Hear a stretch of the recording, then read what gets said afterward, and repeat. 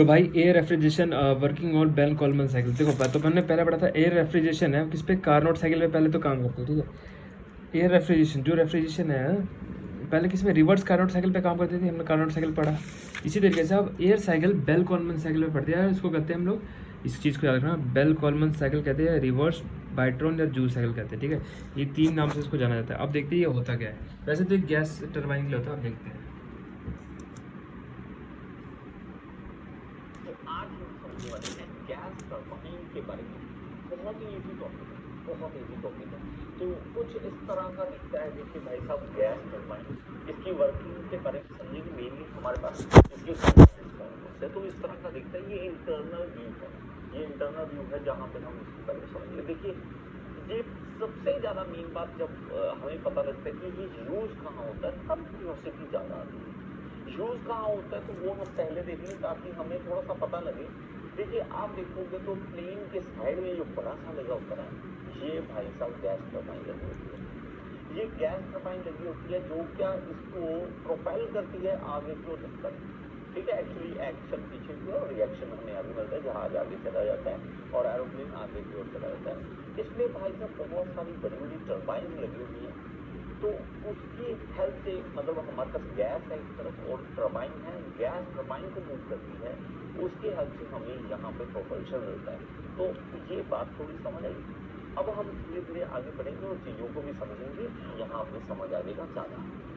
देखिए, हमारे पास इसमें मेन पार्ट जो है वो है यहाँ पे कंप्रेसर, वो है यहाँ पे कंप्रेसर। एयर जो है इनटेक करेगी अंदर, यहाँ से आएगी, यहाँ से आएगी, सामने से अंदर आती है। प्लेन ये एरोप्लेन का आगे जा रहा है और यहाँ से जहाज से अंदर आ रही है, एयर अंदर आ रही है सामने से, ठीक है। और ये जो कंप्रेसर है ये हमारे पास एक तरह से बेस है और ये कंप्रेस कर रही है एयर। एयर को कंप्रेस क्यों करना है भाई साहब? हमने उस एयर को यूज करना है। कहाँ पे यूज करना है? वो यूज करना है कंबस्शन चैम्बर में।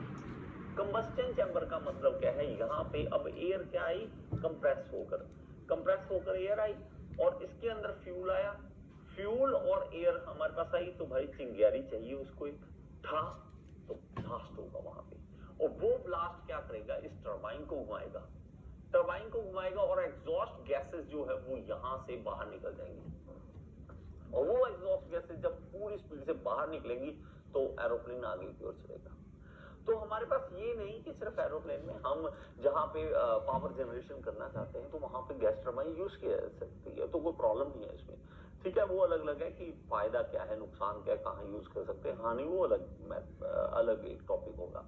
तो ये एक चीज नोट करना, ये कंप्रेसर और ये टरबाइन एक ही शाफ्ट के ऊपर लगे हुए हैं,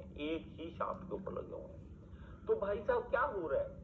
तो ये कुछ इस तरह से है कि एक बार आपने कंप्रेसर को स्टार्टिंग देना है, एक बार कंप्रेसर ने मतलब स्टार्टिंग आपने देना है, कंप्रेसर चल गया, कंप्रेशन से यहाँ पे इग्निशन हो गया, इसके बाद टरबाइन के ऊपर स्ट्राइक करा। अब टरबाइन ने ही कंप्रेसर को चला देना है, बस मतलब समझ रहे हो?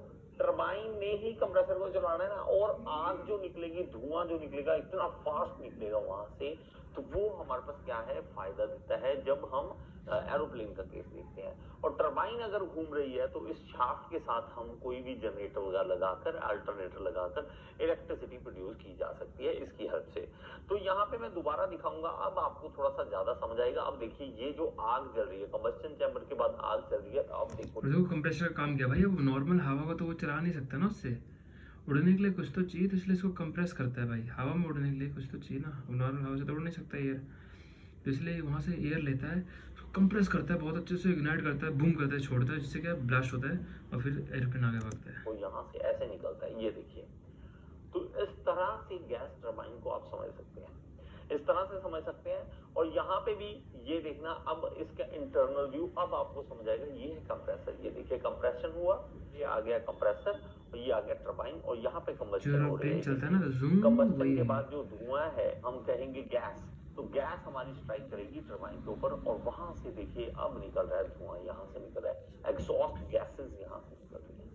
तो इस तरह से आप इसको समझ सकते हैं। ये देखिए, ये सिस्टम इस तरह से चलता है। आई होप कि ये चीज आपको समझ आ गई होगी, ठीक है। तो ये गैस टरबाइन होता है। एक बार यहाँ पे भी देख लीजिए आगे, तो यहाँ पे भी वही सिस्टम हमारे पास, ठीक है। इस तरह आप इस चीजों को समझ सकते हैं। ओके, अब आ जाते हैं आगे। अब इसमें जो टरबाइन में हमारे पास गैस टरबाइन में यहाँ पे दो तरह के सिस्टम आ जाते हैं। एक होता है ओपन साइकिल। ओपन साइकिल क्या है?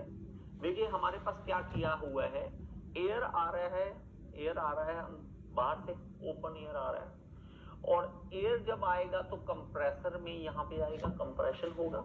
कंप्रेशन के बाद ये एयर जाएगी अंदर कंबस्टन चैम्बर में, कंबस्टन चैम्बर या हीट एक्सचेंजर जहाँ कहते पे हैं हमारे पास फ्यूल आएगा और ये इग्निशन मिलेगी, और यहाँ पर एक धमाका होगा और एक ब्लास्ट होगा और यहाँ पे गैसेस बनेंगी, और वो गैसेस आगे जाएंगी और यहाँ टरबाइन को उड़ाएंगे, और जो गैसेस उसके बाद रह जाएंगी, मतलब एग्जॉस्ट गैसेस है, वो यहाँ से एग्जॉस्ट गैसेस जो है वो यहाँ से बाहर निकल जाएंगी, ओपन एयर में हम इसको छोड़ देंगे। तो ये हमारे पास होता है ओपन साइकिल। ओपन साइकिल हमारा यूज होता है एरोप्लेन में खास करके, क्योंकि वहां पे हमारे पास एयर की कोई कमी नहीं है, एयर की कोई कमी नहीं भाई, जितनी मर्जी एयर उठाओ कोई दिक्कत नहीं है। इसी को थोड़ा दोबारा यूज करना है, इसी को यूज करने की जरूरत नहीं है हमें। तो ये ओपन साइकिल आ जाता है। तो बात थोड़ी सी समझ आ गई होगी आपको, ठीक है, सिंपल है ये बात। अब देखिए हमारे पास ये सिस्टम जो है, इसके अलावा दूसरा आता है क्लोज सिस्टम। तो मैं आगे चलता हूँ और इसका भी या इसी को हम यूज कर लेते हैं, इसी को हम यूज कर लेते हैं और हमारे पास आ जाएगा, ठीक है, यहाँ पे आ जाएगा। तो इसको हम यहाँ रख लेते हैं और इसका भी एक कॉपी बना लेते हैं, तो यहाँ आ जाएगा और इसको हम यहाँ रख लेते हैं। अब देखिए हमारे पास क्या है कि अब सिस्टम क्या होगा, अब सिस्टम सिर्फ क्लोज सिस्टम में हमारे पास ये आ जाएगा कि अब जो क्लोज करने के लिए चाहिए ना, वो इन दोनों को सिर्फ कनेक्ट करना है। आपने इन दोनों को कनेक्ट करना है बस। मतलब जो एग्जॉस्ट आ रहा है हमारे पास, गर्म हवाएं आ रही हैं, गर्म एग्जॉस्ट आ रहा है, उसी को हम यहाँ पे कंबस्टन के लिए यूज कर रहे हैं। मतलब हमारे पास उसमें क्या कर रहे हैं, हम इसको यूज कर रहे हैं। इसका कहने का मतलब ये चीज़ अपना उसमें भी होता है, बॉयलर में भी होता है ना। अब गर्म गैस आ रही है, कंप्रेसर इसको और अच्छे से गर्म हो जाएगा और अच्छा इग्नाइट होगा। साइकिल में रख रहे हैं उसको, उसी साइकिल में रख रहे हैं। और ये क्या है हमारे पास, देखिए इसमें गैस टरबाइन में एक चीज याद रखें हमेशा, गैस टरबाइन में आप चीज याद रखेंगे क्या, कि इसमें कोई भी फेज चेंज नहीं होता, कोई भी फेज चेंज नहीं होता। फेज चेंज कौन से वाले में होता है, फेज चेंज जैसे कि स्टीम टरबाइन है। तो थर्मल पावर प्लांट में आप देखोगे तो रैंकाइन साइकिल में अगर आप देखोगे तो वहां क्या है, पानी से पहले स्टीम बन रहा है, स्टीम से फिर पानी बन रहा है, चलता रहता है, इसी तरह चलता है ना। तो इसमें नहीं, इसमें तो हमारे पास जो फेज है वही रहेगा, क्योंकि गैस है तो गैस ही रहेगा हमारे पास। तो ये जो साइकिल सिस्टम है, इसके अंदर हमारे पास क्या आता है, ओपन साइकिल, और ये आ जाता है क्लोज साइकिल, क्लोज आ जाता है, क्लोज, ठीक है। तो ये बंद है। लेकिन एक चीज बहुत खतरनाक है यहाँ पे, वो है कि भाई साहब जब यहाँ से गैसेस आएंगी तो वो क्या होंगी, एक्सपैंड। तो एक्सपैंड लाइक क्या है कि हमारे पास गर्म बहुत ज्यादा हो जाएगी, और गर्म जो चीज होती है भाई साहब उसका वॉल्यूम होता है ज्यादा, उसका वॉल्यूम आपको पता ही है। जैसे देखिए जैसे जैसे कोई चीज गर्म करते हैं तो उसका वॉल्यूम बढ़ता है। अगर वॉल्यूम हम बढ़ा हुआ यहाँ पे देंगे तो भाई साहब इस कंप्रेसर को, उसको कंप्रेस करने में ज्यादा दम लगेगा। अगर मेरे पास इतना वॉल्यूम है, इसको मैंने कंप्रेस करना है इजी, यहाँ से यहाँ, अगर मेरे पास इतना वॉल्यूम तो यहाँ से यहाँ लाने में, कंप्रेस करने में टाइम लगेगा, जोर ज्यादा लगेगा, तो भाई साहब कंप्रेसर की जान निकल जाएगी। तो हमें क्या करना पड़ेगा, हमें यहाँ पे इसको ठंडा करके यहाँ पर लाना पड़ेगा। तो बीच में हम क्या करेंगे, यहाँ पर इसका हम एक्सचेंजर लगाएंगे, हीट एक्सचेंजर लगा देंगे। क्या लगा देंगे, हीट एक्सचेंजर लगा देंगे, जो क्या करेगा, इसमें से हीट जो है वो निकाल के बाहर फेंक देगा। हीट गर्मी जो है, हीट एक्सचेंजर नहीं कहते, कंबशन चैम्बर ही कहते हैं, ठंडी जो होती पहले है बताया था। एयर, उसका वॉल्यूम कम होता है। अब कंप्रेसर को काम करना आसान हो जाएगा, बात समझ आई।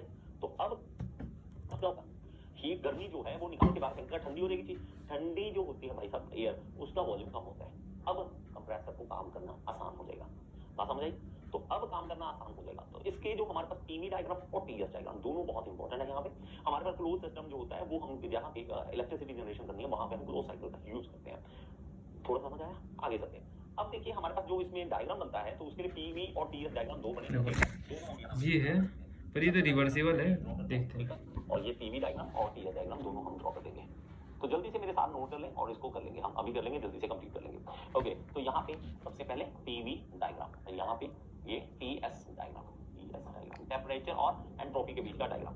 ओके, तो स्टार्ट करते हैं, जल्दी से लिख लीजिए इसको। तो आपको क्या करना है, एक बार ध्यान से देखना, तो मैं आपको यहाँ पे समझा देता हूँ, ठीक है, यहाँ पे समझा देता हूँ पहले क्लोज साइकिल में। मेरे भाई साहब जो काम होने हैं वो हमें अगर पता लग जाए कि कौन सा काम कहाँ पे हो रहा है। देखिए इसमें तो प्रेशर पड़ रहा है, ये तो साफ दिख रहा है कि इसमें प्रेशर पड़ रहा है, कंप्रेसर है भाई, काम क्या है, प्रेशर बढ़ाना है, और यहाँ पे प्रेशर कम हो रहा है, प्रेशर कम हो रहा है। तो ये जो कंप्रेशन और हमारे पास टरबाइन में एक्सपेंशन है, ये दोनों आइसोट्रोपिक प्रोसेस होते हैं। आइसेंट्रोपिक। आ रहा हूँ बस ओके, एक तो ये सेकंड में, एंट्रोपी जो है हम कांस्टेंट रखने की कोशिश करेंगे, आइडियली हमारे पास आइसेंट्रोपिक होगा।